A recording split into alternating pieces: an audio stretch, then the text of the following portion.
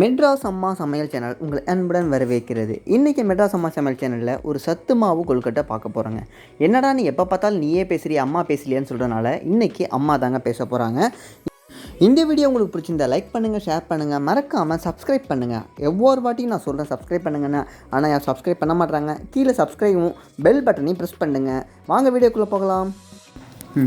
சத்து மாவு உருண்டை செய்வதற்கு தேவையான பொருள்கள்: கேழ்வரகு ஒரு கப்பு எடுத்துங்க, வெல்லம் ஒரு கப்பு, தேவையான அளவு இனிப்புக்கு தகுந்த மாதிரி, தேங்காய் திருவல், தேங்காய் மூடி இருந்ததுன்னா நல்லா தேங்காய் திருவி போட்டால் ரொம்ப சத்தான உணவு, நல்லாயிருக்கும்.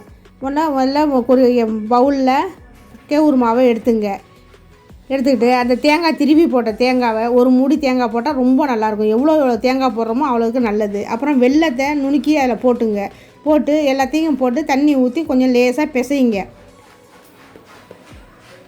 எந்த இனிப்பு பொருள் செஞ்சாலும் ஒரு சொட்டு உப்பு போட்டுக்கணும். உப்பு போட்டால் தான் அந்த இனிப்பு தூக்கி கொடுக்கும். அதனால் ஒரே ஒரு சொட்டு உப்பு போட்டு தண்ணியை ஊற்றி நல்லா பிசைஞ்சிக்கிங்க. இது ரொம்ப எளிமையான, சாயந்தர நேரத்தில் செஞ்சு கொடுத்தா பிள்ளைங்களுக்கு ரொம்ப ஹெல்த்தியானது. ஆர்லிக்ஸ் பூஸ்ட்டை விட இது ரொம்ப தெம்பு பிள்ளைங்களுக்கு. கேழ்வரகு மாவில் ஒரு கொழுக்கட்டை ரொம்ப ஈஸியான, நல்லா பிசைஞ்சாச்சு பாருங்கள். இனிப்பாகவும் வெல்லம் போட்டிருக்கிறதுனால இனிப்பாக இருக்கும். ஒரு ஏலக்காவும் தட்டி போட்டாச்சு. இதில் நல்லா கம்மன்னு இருக்கும். இது இட்லி பானையில் வச்சு உருண்டையாக உருட்டி போட்டு அவிக்க வேண்டியது தான். நம்ம இட்லி தட்டிலையே போட்டு கொஞ்சம் நேரம் எந்த ஷேப் வேணாலும் நம்ம பிடிச்சிக்கலாம்.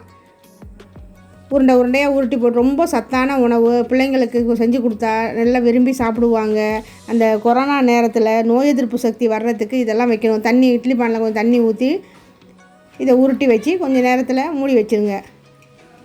5 நிமிஷத்தில் நல்லா வெந்துடும். கலரும் சேஞ்ச் ஆகிடும். அந்த ப்ரௌன் கலர் போய் கருப்பு கலராக ஆகும். அது வரைக்கும் கொஞ்சம் நேரம் வேக விடுங்க. வெந்த பிறகு ரொம்பவும் சுவையான, ஹெல்த்தியான, பிள்ளைங்கெல்லாம் ரொம்ப விரும்பி சாப்பிட்றாங்க. பெரியவங்கலேருந்து எந்த சுகர் பேஷண்ட்டு கூட சாப்பிட்லாம் இது. ஏன்னா வெல்லம் தான் போட்டிருக்கோம். நம்ம கொஞ்சம் வெல்லம் சுகர் இனிப்புக்கு தகுந்த மாதிரி வெல்லம் கொஞ்சம் கம்மியாகவும் போட்டுக்கலாம். பிடிச்சி பார்த்திங்கன்னா எப்படி இருக்குது பாருங்கள். நல்லா கருப்பு கலராக ஆகிடும். ரொம்ப சுவையான, ஹெல்த்தியான கொழுக்கட்டை ரெடி. கருப்பட்டி இருந்தால் கூட கருப்பட்டி போட்டுக்கலாம். கருப்பட்டி போட்டால் ஹீமோகுளோபின் நல்லா ஏறும். சப்ஸ்கிரைப் பண்ணுங்கள் பிடிச்சிருந்தா.